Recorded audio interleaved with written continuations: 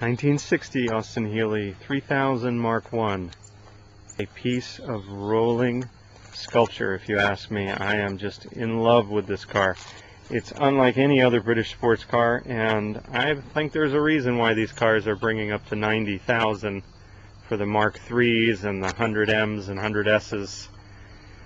Amazing vehicle. This one has fiberglass fenders, which, if you're a Healey purist, that could be an issue for you.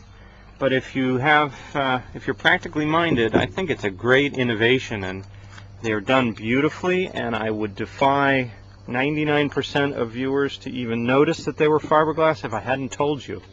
The nice thing about them, of course, is that you won't see any rust ever on these areas of this car, and if you know Healeys, you know they do rust in these lower extremities. So you have front and rear fenders of fiberglass, and you will see that it is almost impossible to tell, other than on this left front fender where you have a tiny bit of waviness, and I bet you can't even see it. Just in the right light, there's a tad of rippliness in the fiberglass here, and it would be very easy to address by simply blocking it and sanding it and fairing it and respraying it. I have the paint code, and you'd have no trouble doing that. I bet you could do that for less than $500 if it really bothered you. My recommendation is to leave it alone, because this is one gorgeous, gorgeous car. In fact, the last owner used it in parades, and you can see why. It's just stunning. And to me, it looks every bit the show car that it can be for you. It has chrome wire wheels. It has the right grille, all the right chrome pieces, and it's just pretty dang close to spectacular in every respect. The interior has been redone. These are the correct burgundy color schemes and these nice racing belts from the period. It has that wonderful side shift, which is very nostalgic. I think this is actually non-stock, but you could remove that. That's just a nice little, I think that's a trunk badge that he's stuck on the front. Everything works on the dash, all the gauges. Has this beautiful custom wood steering wheel, which I believe was a period accessory.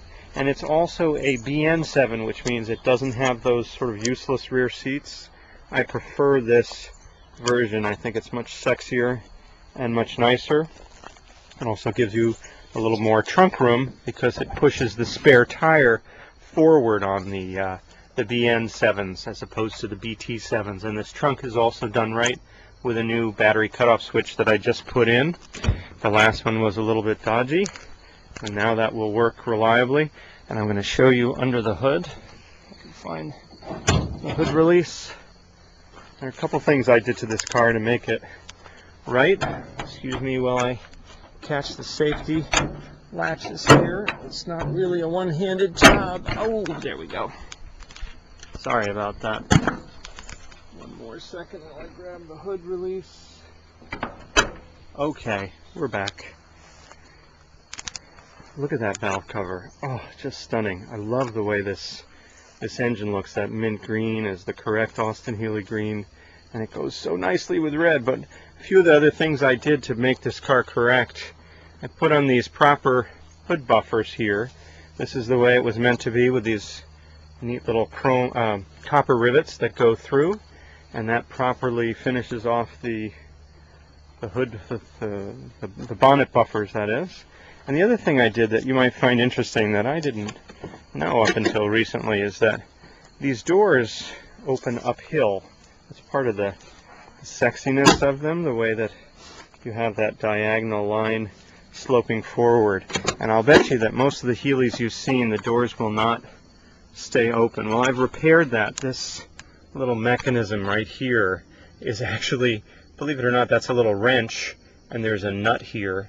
And when you have it adjusted properly, as you open the door, it tightens down the nut and it holds it open. And as you close it, the nut loosens and you're good to go. So both doors open and stay open.